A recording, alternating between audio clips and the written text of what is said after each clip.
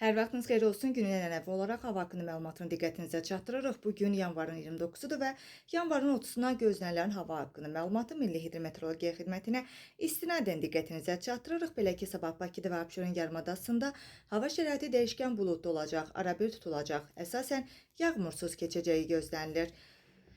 Gecə və səhər bəzi yerlərdə duman olacaq, mülayim cənub-qərb küləyi əsəcək. Havanın temperaturu gecə 1-4 dərəcə isti, gündüz isə 8-12 dərəcə isti olacaq. Azərbaycanın rayonlarında havanın əsasən yağmursuz keçəcəyi gözlənilir, bəzi yerlərdə arabir duman olacaq.